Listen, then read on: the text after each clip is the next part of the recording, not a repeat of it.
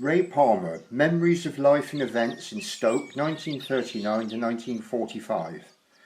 Shortly before the outbreak of war, probably in the autumn of 1938, at the time of Munich, the management of Southcombe Brothers decided to build air raid shelters for their employees in a field at the top of Coal Lane. Children of the village often went to watch. This was stopped after a short time, probably as a result of the Chamberlain Agreement. However, because of subsequent events in Czechoslovakia in March 1939, work was resumed and completed. This was probably the first event in the village indicating that war was imminent. At this time it was an everyday sight around Stoke and the district to see Lysanders in the sky on test flights from Westland.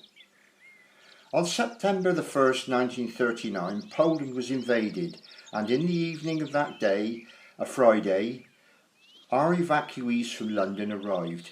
Clearly this had been planned for some time before. The following day, being a Saturday, meant that village children were free to meet them. We found out that they were from that area of London south of the Thames, around the Elephant and Castle and the Old Kent Road, and from two schools, Surrey Square and Crampton Street. Many Stoke families took evacuees. Others were to have soldiers from the successive visits of the Royal Artillery billeted on them. These brought with them their 25-pounder guns, very exciting for the village boys. They were parked in orchards to hide them from the air. One was at the bottom of shelves and the other off North Street between Coal Lane and King's Road.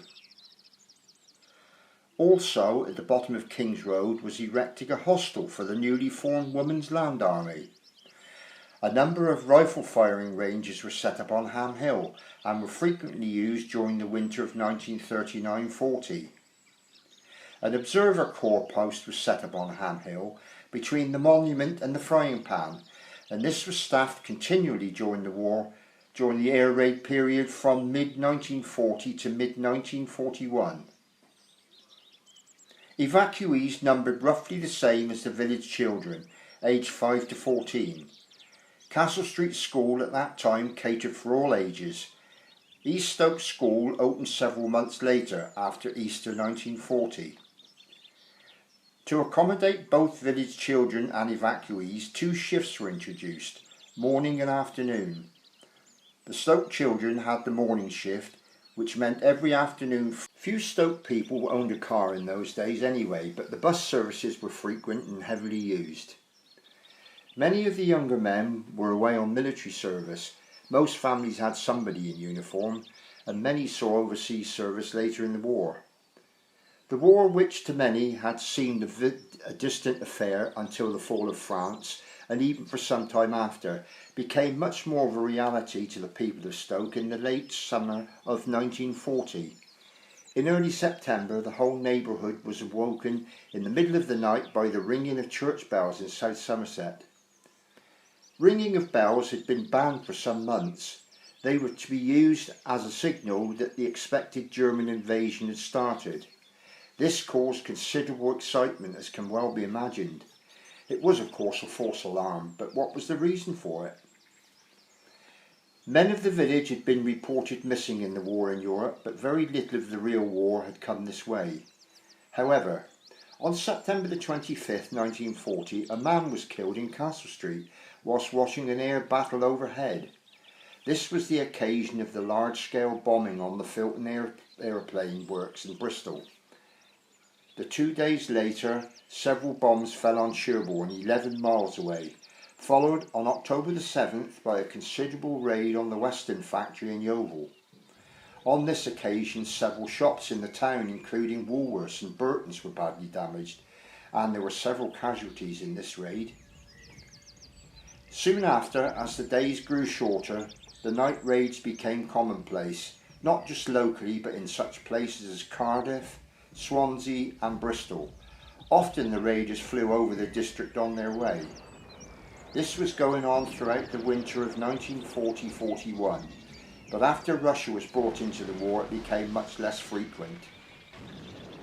The next 2 years were less exciting, but rationing, food queues, the blackout and bad news all had a depressing effect, but people were determined and morale remained high. News of the village men who had become casualties always caused sadness, but thankfully this was not as frequent as during the 1914 war. There was during this mid-war period a rather serious explosion in an army ammunition store in the field, as it was then, to the west of John H. Walter's factory. There were casualties among the army personnel. On Sunday, October the 17th, 1942, a sudden roar of aeroplane engines was heard. Almost everybody in the village rushed outside to see what was happening. Flying at about 100 feet, well below the height of Ham Hill, were many Lancaster bombers. They were flying east to west, parallel to and between High Street and Castle Street, so low that the pilots and air gunners could easily be seen. Over the BBC News the following morning, we were told they went to an armament factory at Le Creusot in west-eastern France. There were 94. Unfortunately, one did not return.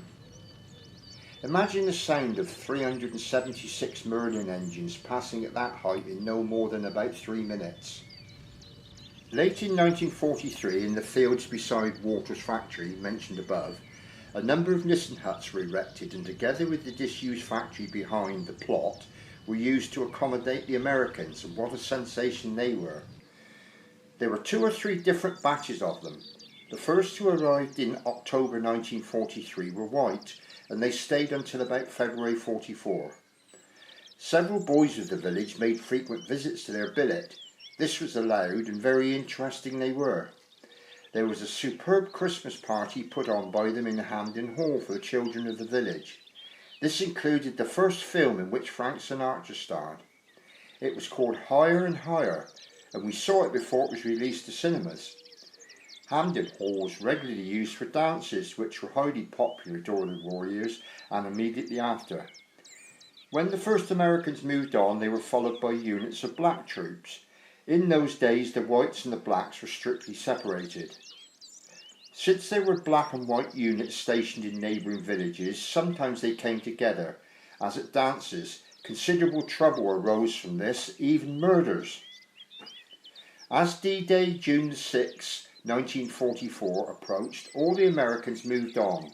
Their lorries and jeeps, a familiar sight for 6 months, disappeared. During the run-up to the Normandy invasion, there was much air activity over South Somerset. Dakota aircraft, DC-3s, were a common sight, often towing gliders. There was an American air base at Merrifield, just outside Ilminster. After D-Day, life in Stoke took on a more workday image, but the news from Europe dominated people's minds until the end of the war in Europe in May 1945. As in the rest of the country, there was great celebration in Stoke, perhaps the most visible being the huge bonfire erected mainly by village boys on Ham Hill, a few yards to the east of the monument. Another celebration occurred later in the summer when Japan surrendered. Again a bonfire, but this time to the west of the monument on the level ground just below. Somehow this celebration didn't feel quite as exciting as the first.